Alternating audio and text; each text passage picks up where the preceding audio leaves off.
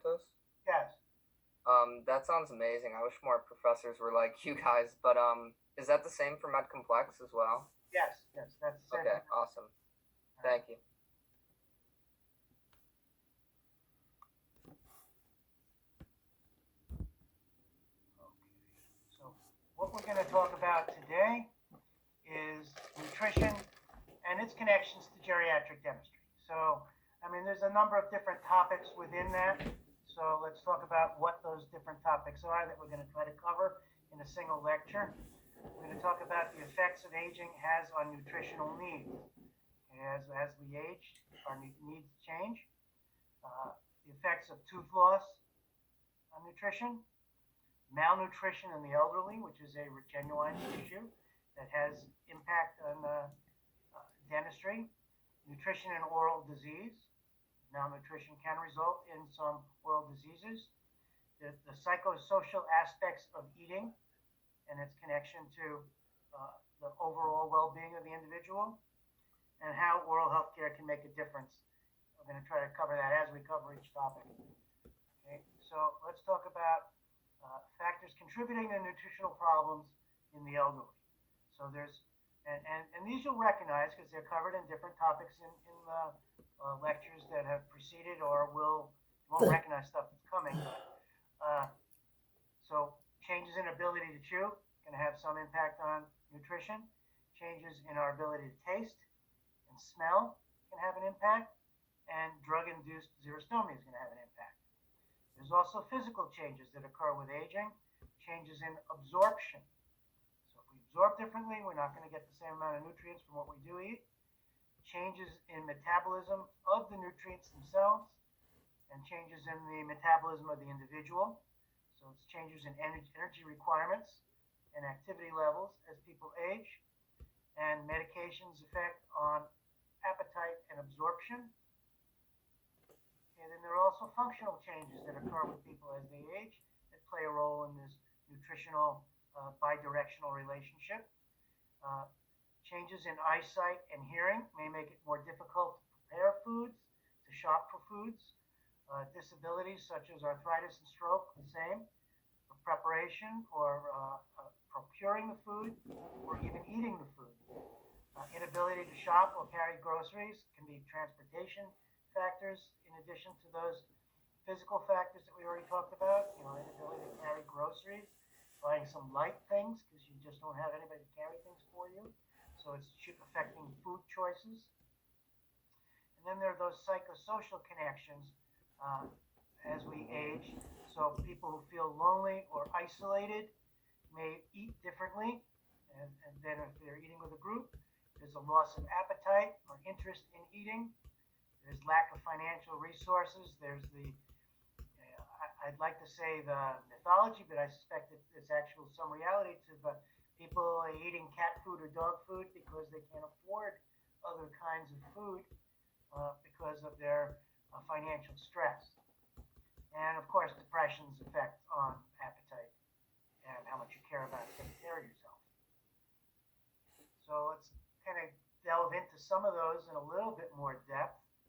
There's atrophy of the intestinal mucosa seen in about a quarter of the people that are greater than 60. So that gets into this changes in absorption, as well as changes in the enzyme levels, which can decrease intrinsic factor and lead to pernicious anemia. There's a decrease in lactase function, which is going to cause more of the symptoms of lactose intolerance, which is going to, again, change the way people select their foods.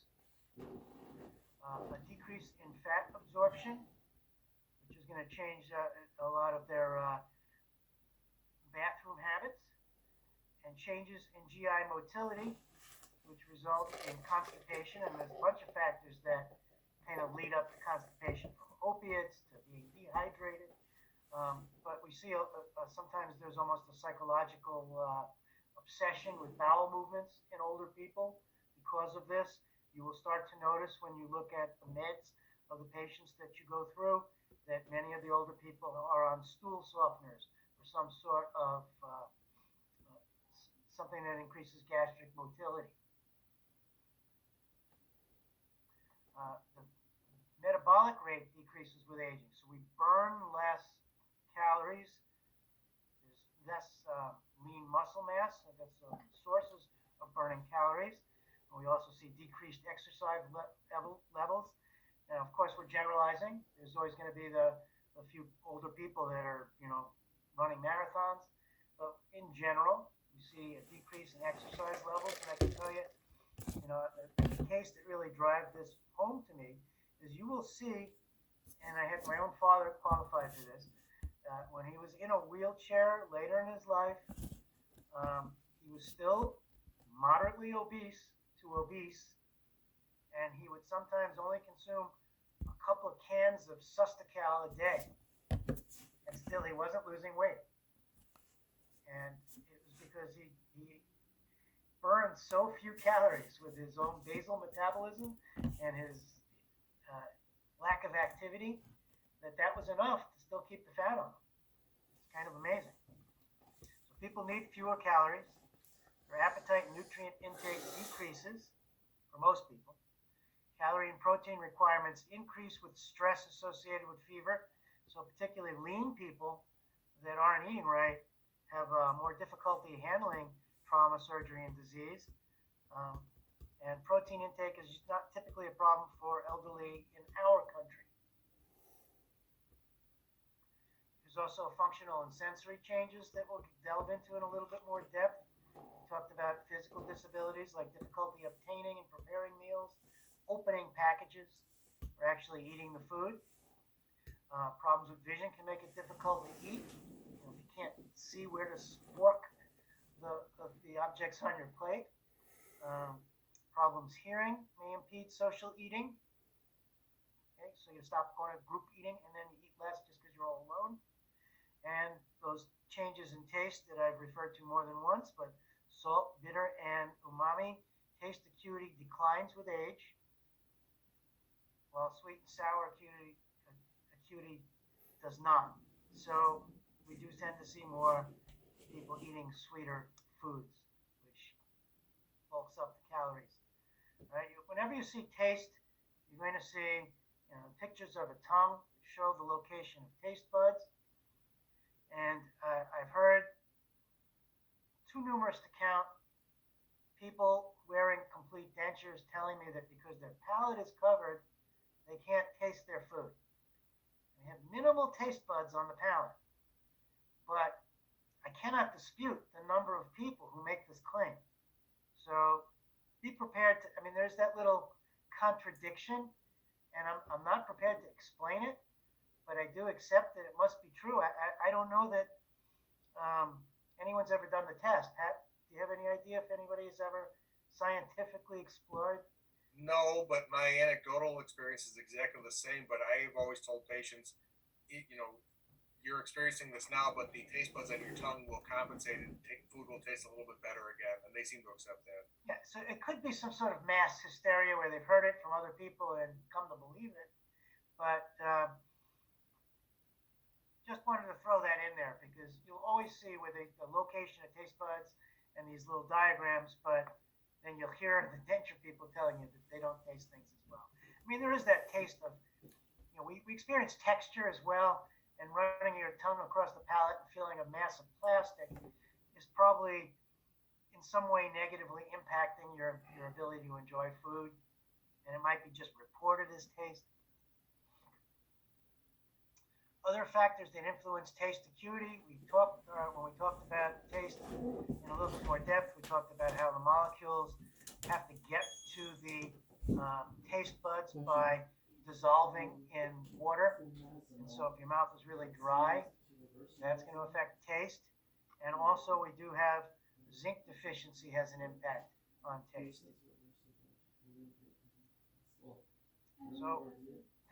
So I thrown out here, the polls in Zoom don't lend themselves to word cloud kind of answers, where you'd fill in something. It has to be multiple choice. So I just want to throw it out to the class. Please, people jump in verbally. What functions does chewing serve? What do we need to chew for? Do we need to chew? Anyone? No wrong answers here. It starts to break down down your food, so before it gets to your intestinal tract, you can start to break it up a bit. Perfect. What else? The salivary. Sorry, I told everybody to jump in, but I don't know how Zoom handles more than one person talking at a time. Anyone again?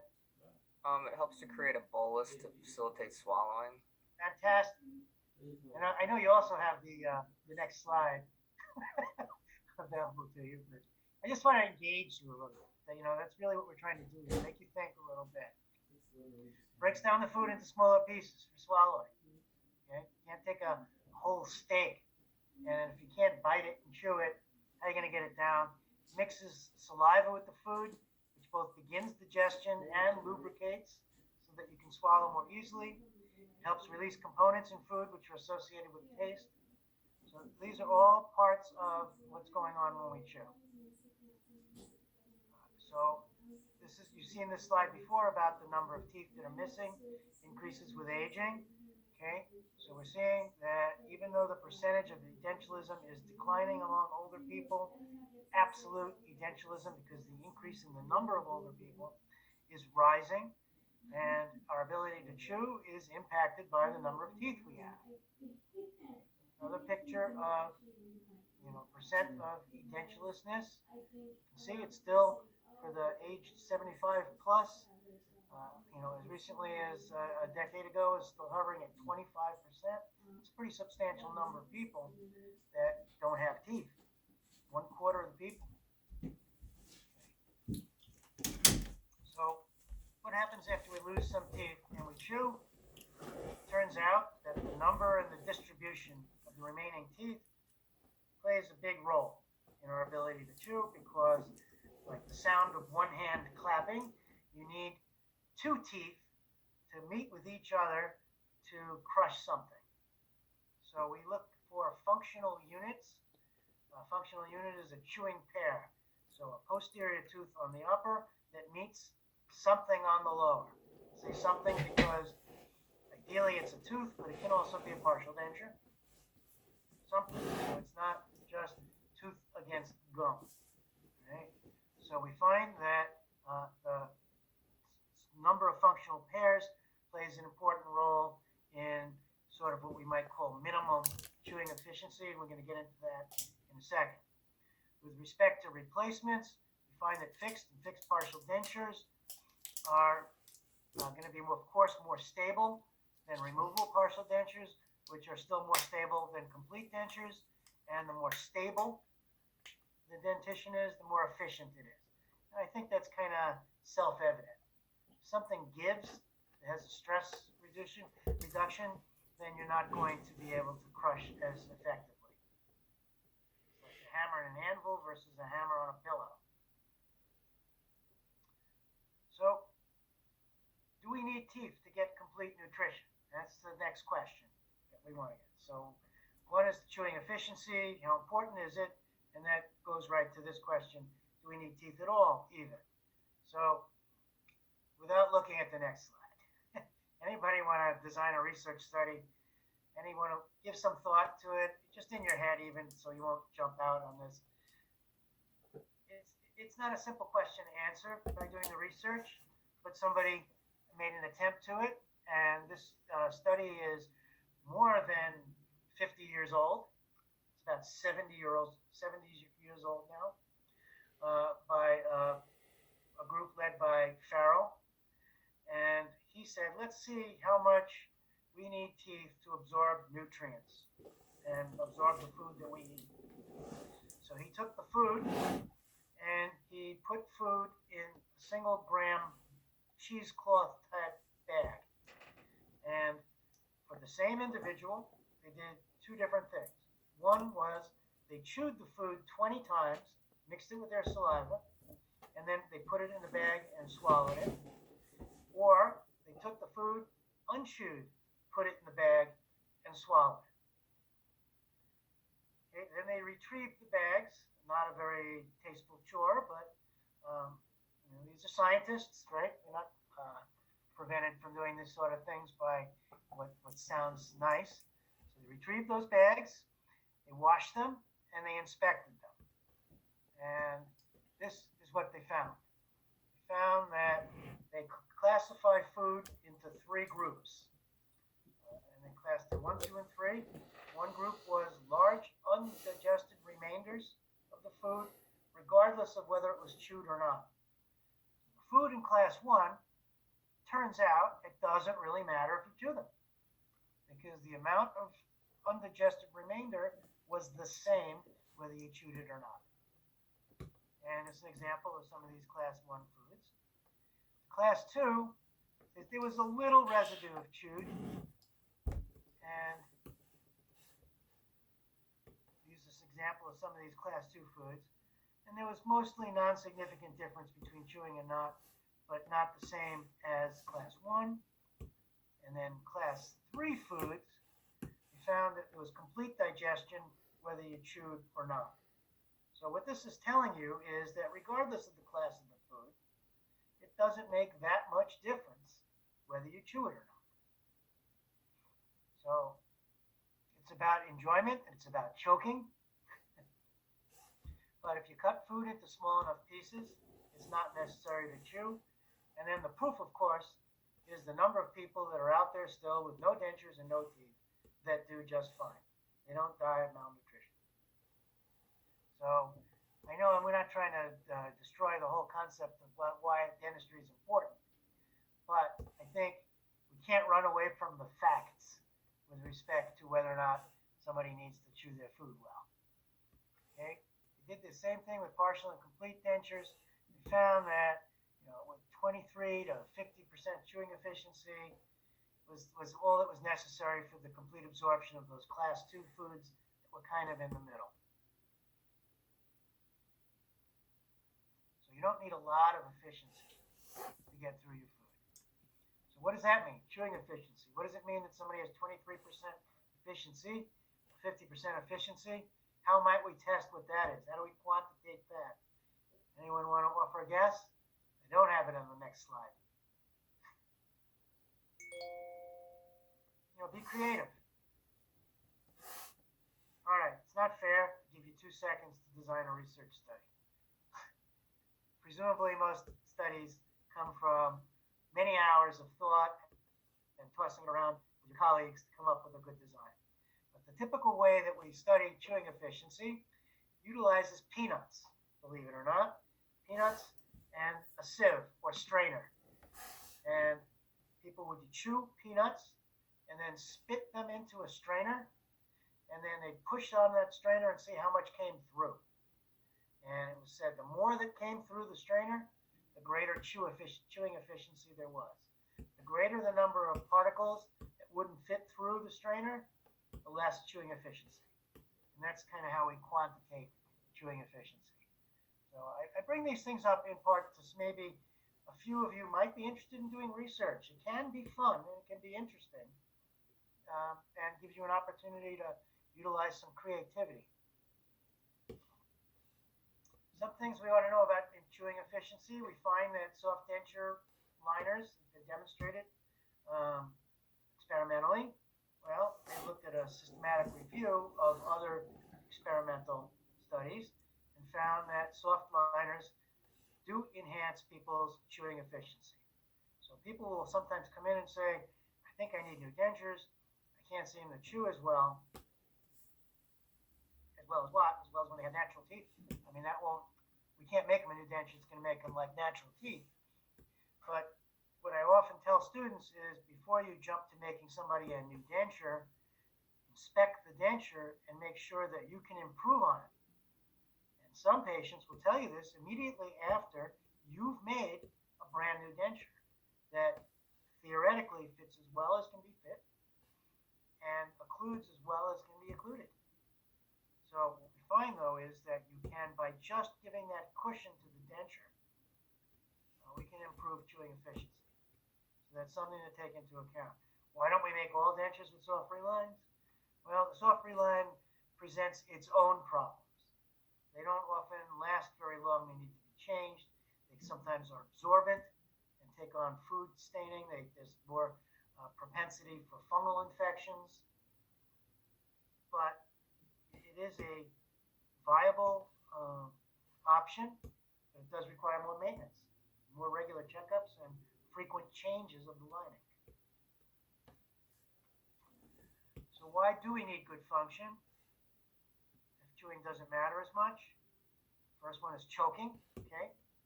Because people can't break down those food bullets. Some people are going to swallow pieces that are too big. Food choice. People are going to avoid certain foods that are difficult to eat without teeth, like leafy vegetables, fibrous foods. And that's the road toward poor nutrition. Once we make selection that don't have a full nutrient supply. So there's comfort as well and confidence. So how many people suffer from choking? 2,500 to 3,000 deaths per year from choking. 80% are foreign body accidents that had a dental component. So a dental component can mean a couple of different things, of course. If somebody has one of these unilateral partial dentures, people have been known to choke on that device, the appliance itself. Foreign bodies also might mean something that isn't a food object that they swallowed. And one of the things that I threw in this slide, but I'm not so sure it necessarily belongs on this slide, but it's an important point to know, is it's been observed in multiple studies that the number of times we chew before we swallow turns out to not change as your dentition changes. It's more a behavior that's learned and can be qualified as a habit.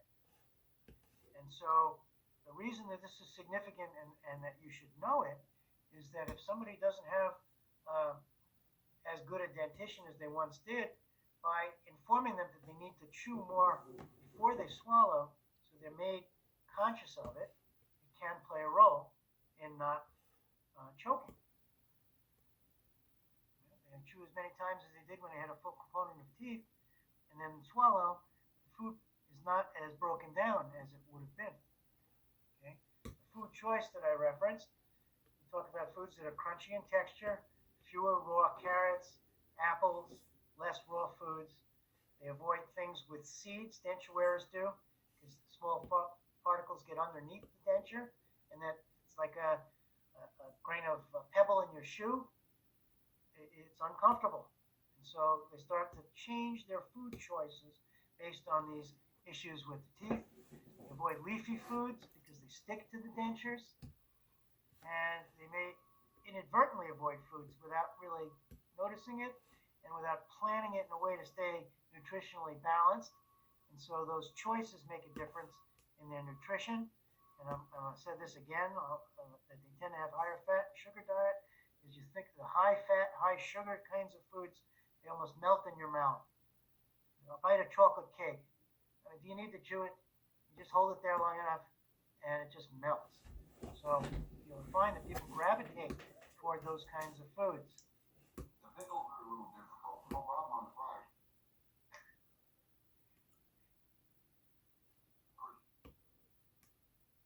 They don't make them very good. Everybody remembers this gentleman from earlier in the semester, but this particular little segment where he's talking about the difficulty of eating without his teeth. Okay, so is it so that people have different food choices? Just examples of some studies that demonstrate this, right? Looking at type of food, the number of teeth, and the percentage participants reported they could eat only with some difficulty or could not eat some of these foods. So this is an example. Again, these are interesting studies, and just take a look at them. I drive home the point that this is not all my opinion. This is based on the science, but it's also, I find it to be fascinating stuff that might motivate some of the listeners of my voice to pursue research at some point, because it's some interesting stuff that you can do. Again, this is nutritional consumption by dentition. We looked at dietary fiber, vitamin E, and zinc. and how it seems to kind of move down this row of stability. And I think we talked that fully compromised is no functional pairs. Partially compromised, some functional pairs. Compromise might be a little higher. I'm not sure if I can explain that, but we can't goose the data to fit our needs. But I leave it to you to look at this trend more so than some of the things in the middle. And I don't believe this study really adequately defined compromised and partially compromised. Vitamin levels are lower for a complete denture versus people with teeth. Finding this again, so this is not stuff that's just coming off the top of my head. This is found in the data. So what are the implications for general health based on these dietary changes? So if we're eating more high-fat foods, there's increase in cholesterol, which can impact the probability of heart disease or stroke. There's a decrease in fiber, which may increase the probability of colon cancer. Decrease in fruits and vegetables may lead to some vitamin deficiencies. And I've talked about that when we talked about some of the common oral pathology in the mouth. It can be related to an iron deficiency. It can be related to certain vitamin deficiencies. So again, we'll see this in patients. Strong association with edentulism and significant weight loss or gain. So in other words, people sometimes go in one direction or the other. So if it's all high fat, high sugar, it might result in significant weight gain. Or if it's all just too difficult to eat without teeth, it can result in significant weight loss. So it can go in either direction. Unfortunately, it doesn't just find an average and no change.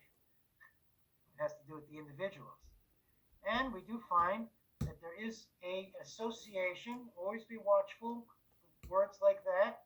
It's not cause and effect, but we do see an association with edentulism and mortality. Okay? And again, I think I've already expressed this view before that, in my opinion, these associations have more to do with a predisposing commonality.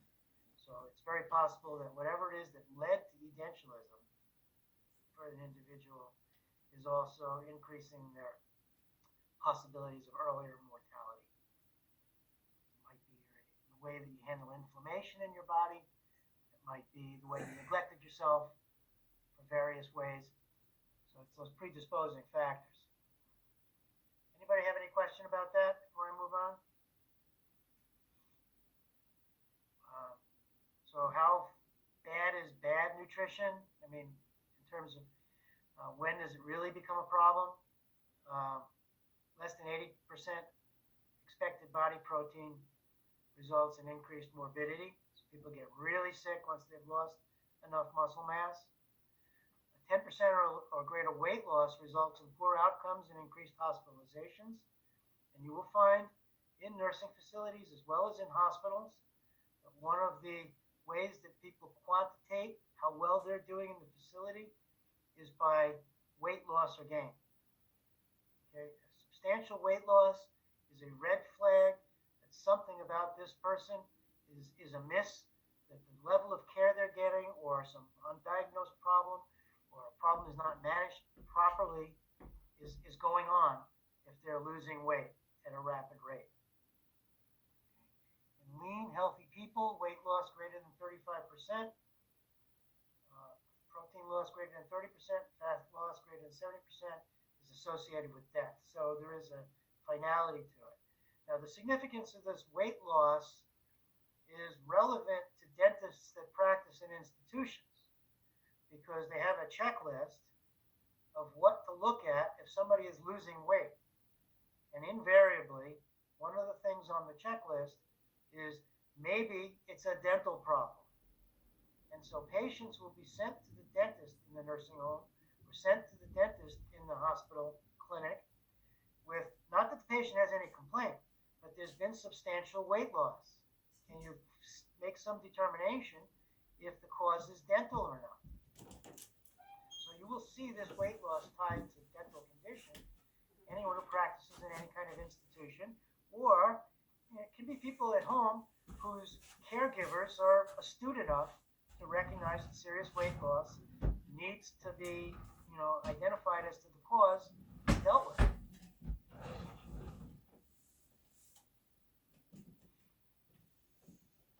How do we determine whether or not somebody is having some problems with their nutritional status? Surprisingly enough, and I alluded to this when I was asked a question early in the semester about frailty. One of the most validated functional measures of nutritional status is their fist strength, fist grip. And there's a simple device to measure it. And it looks like something that you might work out with. Okay. There's also some laboratory tests for it. Okay. There are some imaging devices that are used to measure fat percentage. And I think most people are familiar with this. If you've ever spent any time in a gym or a health club, they come at you with these these calipers, and if you're not fast enough to defend them, they will grab your skin or fat, depending on your particular nutritional status, and measure the amount of body fat. This is just some survival curves, and the incidence of mortality is greater in people that have fewer teeth. So it's just an empirical fact. Like I say, that doesn't mean cause and effect. Okay, poor dentition, you tend to see people with either too low or too high a BMI. This is just empirical data.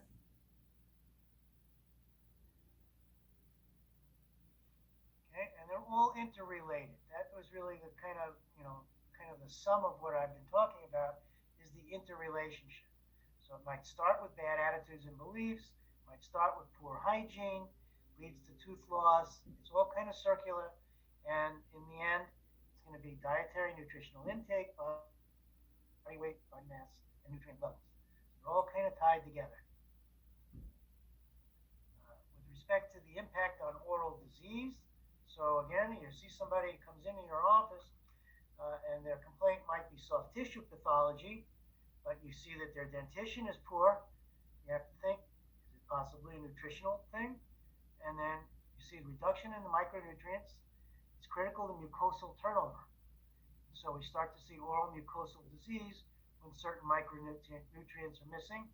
Iron, B12, folate are necessary. So you may see ulcerations. Atrophic tongue can be anemia or it can be B deficiency. Okay. Oral ulcerations and red lesions higher in deficient patients. Complaints of burning mouth. We talked about before you start going to the anticonvulsant medications, you want to rule out all other possible causes. Nutrition is a cause. Angular cheilitis, we talked about it might be fungal, but it can also be a B vitamin deficiency. Take into account the dentition, the presentation of the patient. Okay, are they cachectic? Are they extremely thin?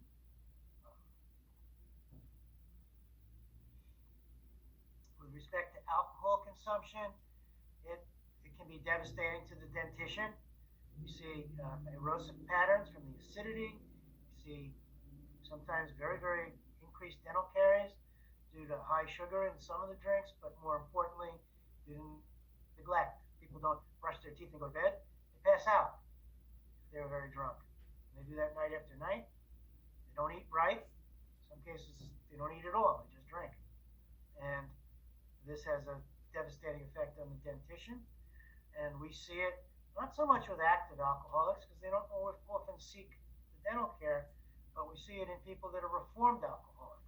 They come in and they have rampant caries. Sometimes we have to take out all their teeth even, but it shouldn't be a mystery as to why. They've neglected themselves, or they just eat whatever they can find, regardless of how sugary it is, candy bars, whatever. And of course, everybody knows about the increased risk of oral cancer in people that consume a lot of alcohol. With respect to sugar, I'm not going to talk about sugar and dental caries because I know we've got that tremendously studied elsewhere. But do keep in mind that refined carbohydrates particularly leads to chronic systemic inflammation. Okay, I'm just saying that there's a higher refined carbohydrate consumption by persons with poor dentition, but refined carbohydrates in everyone leads to chronic systemic inflammation. It's associated with many diseases. So if you can cut out the sugar, all the better. And I don't say that from some lofty perch where I have done that. I just say it because I know the facts. There is some evidence that iron deficiency is associated with premalignant conditions. Another reason to be paying attention to nutritional deficiencies. And there's some positive stuff, vitamin C, antioxidants may be associated with mitigating periodontal disease, maybe mitigating some of the aging. We talked about antioxidants, oxidation itself being part of the aging process, and so it is thought that antioxidants may be beneficial to slow down the aging process. Okay, so what are the oral signs of nutritional deficiencies? So besides looking at the person as a whole, particularly if they're looking very undernourished, the undernourished look, if they didn't have a shirt on, you'd see their ribs kind of look. You see angular cheilitis, reddening of the tips and edges of the tongue. We went through the different vitamins, and you might want to, save this as a reference. You see these things. What I often do is just say, please just start taking a multivitamin, so it covers them all. And that's the way I would rule out nutritional deficiency, and I'll rule it out from the get-go if somebody tells me I do take a multivitamin. So I say, well, that must not be, a B deficiency if you're taking, because most of these vitamins have way more than you need of each of the vitamins. Tongue of somebody with a riboflavin deficiency, hard to differentiate from a lot of other tongue lesions that can be due to nutritional deficiencies. Scurvy, I don't think it's terribly common in our society, but we gotta throw it in there. Right? An example of scurvy, I don't think I've ever seen, to my knowledge, a case of scurvy. It was a big problem in the British naval history, I think. I was gonna say, what about that year you spent on a pirate ship? Well, we can talk about that when we get into the filters in Zoom. Okay, and last, I'm just going to close with this, just 3 more slides, the psychosocial effects. And you've heard me talk about this, but I can't emphasize it enough, so I repeat it a few times in the hopes that since it was repeated a few times, the students will remember this. So the difficulty of eating leads to people to avoid social contexts, and that avoiding social contexts can increase apathy, depression. It accelerates the progress of Alzheimer's disease and dementia. Okay, because we find that the disease does progress less rapidly with stimulation. And so the isolated person doesn't get the same social stimulation. They progress more rapidly. This is also true for hearing loss. You see rapid progression of Alzheimer's, or more rapid, because they don't